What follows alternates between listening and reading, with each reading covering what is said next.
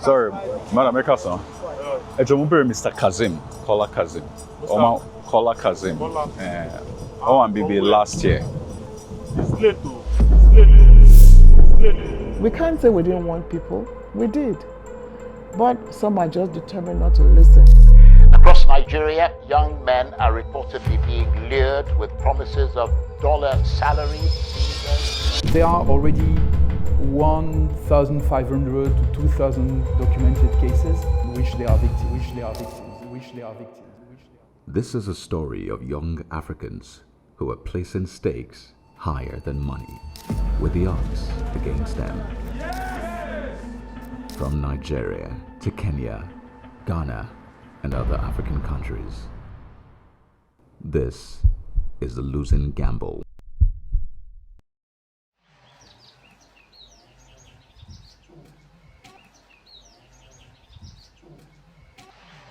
Just for the record, I'd like you to tell us your name. Mimi ni Duncan Chege. Mimi ni mzaliwa hapa ni Kimende. Duncan Chenge just returned to Kenya. He says he was recruited to join the Russian army in October 2025, but escaped in January 2026.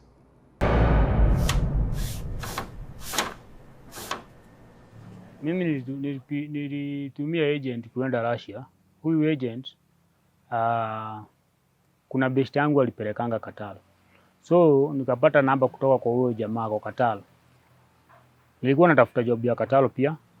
So nilipoongea naye akaniambia hana kazi ya Qatar lakini ako na Dubai. After kama 2 weeks akanipigia simu huyu agent, akaniambia hii ya Dubai imekaa sana lakini kuna good opportunities ziko huko Russia. Kidogo tu kama siku 3 kanitumia visa. Akaniuliza ama niko tayari kusafiri the following day. Akamwambia mimi niko tayari, sasa ndio wakaniwekea ticket.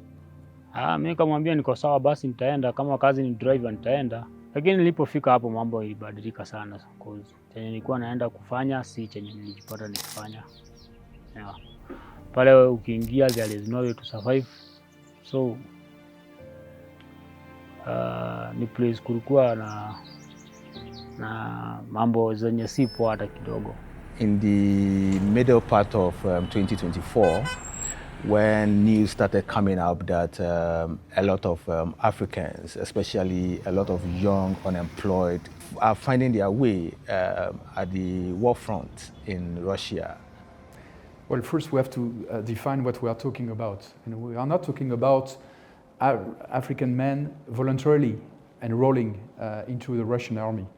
We are speaking of African men being lured to go to Russia with the promise of good job, of education, training, and then once they are there, they are forced to sign a contract, or they are deceived to sign a contract in Russian, a language they don't understand, and they end up in the front, on the Ukrainian front, enrolled in the army.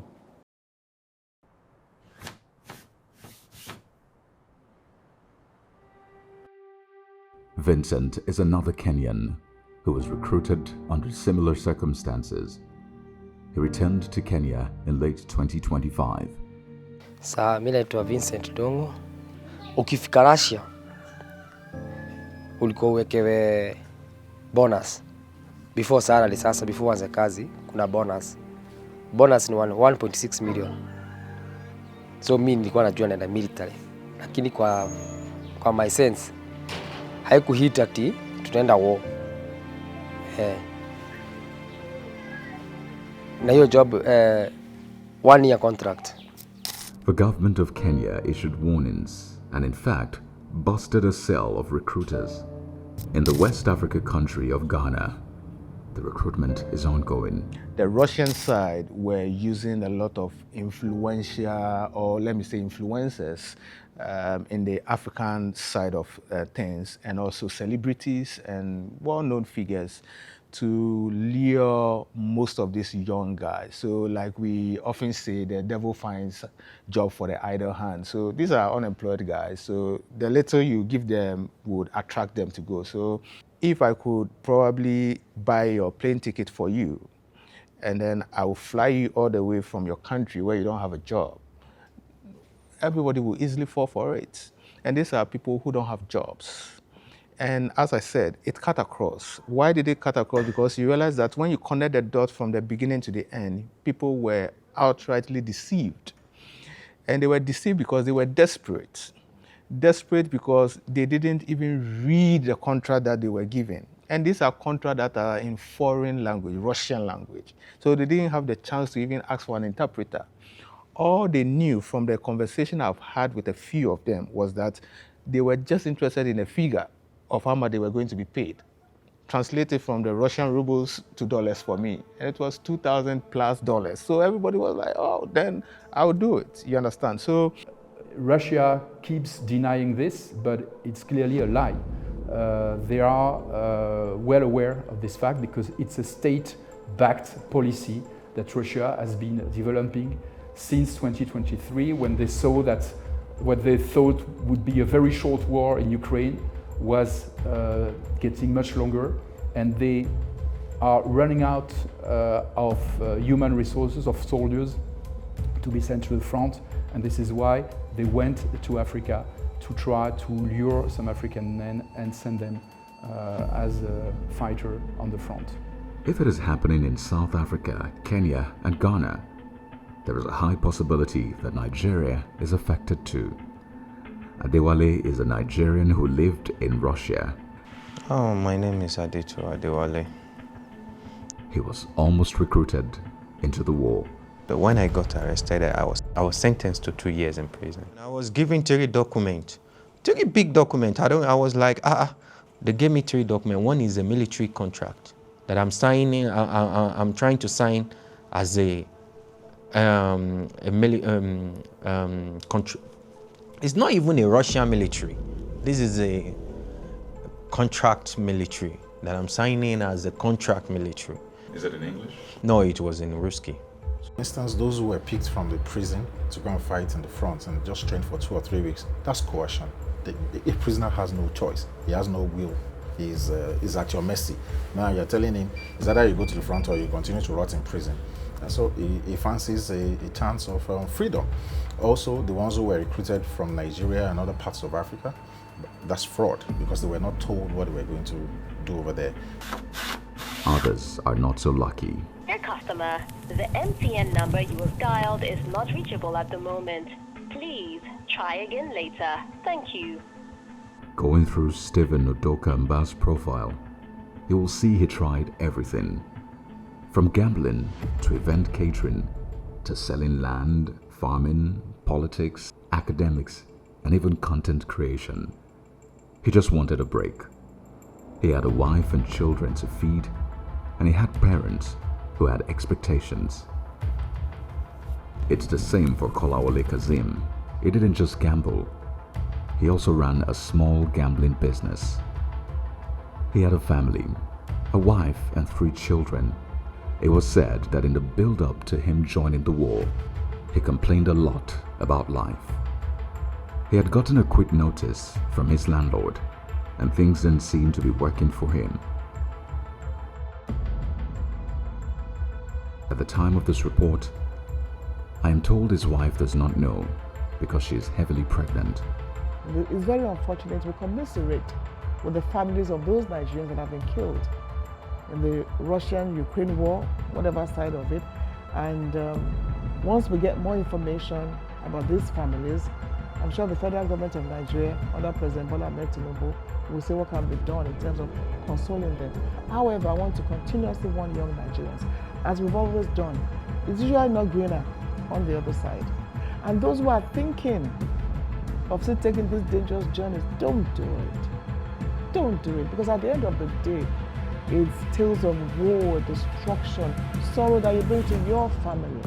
How many foreigners have we seen exchange as a prisoner of war among the exchanging that the Russian government is doing? How many foreigners have we seen in this exchanging between the Ukraine and the Russia when they are exchanging the prisoner of war? How many?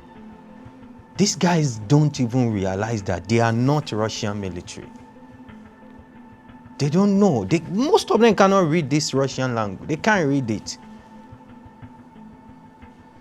And they were not allowed to have a translator to do this for them, to translate everything for them. Duncan shares how the sight and the sound of drones still give him PTSD.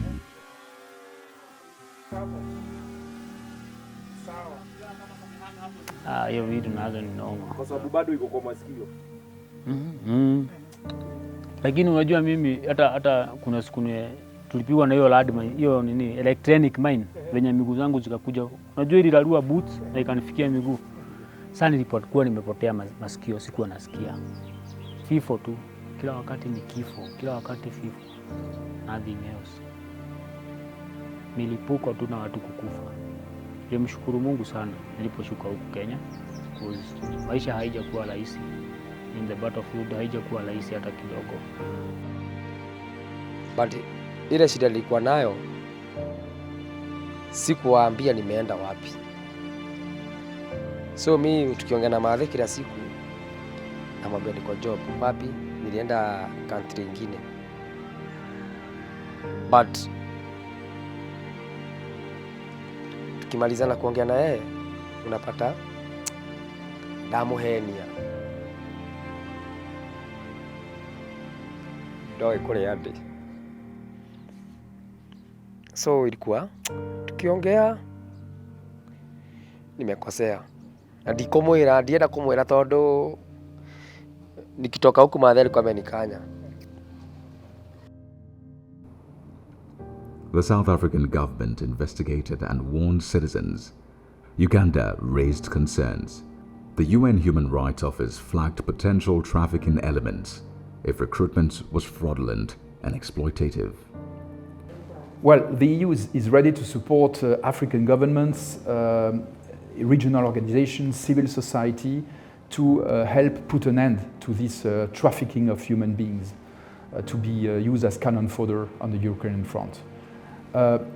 So it's of course important for African governments and organizations to take the lead, because when we do that, we are accused of being partial, of being of not telling the truth.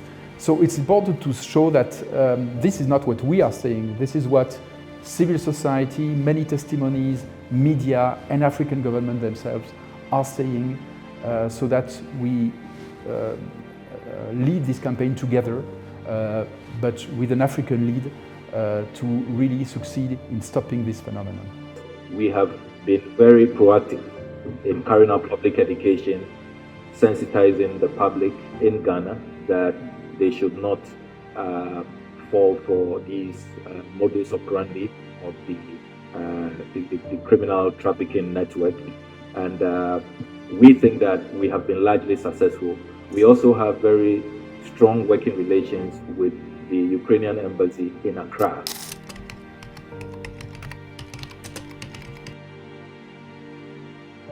If they are trying to recruit Nigerians to fight in Ukraine by any unlawful means, this is not connected with the Russian state. And if anybody has this information, we are ready to send that information to Russian law enforcement authorities in order they could investigate that cases.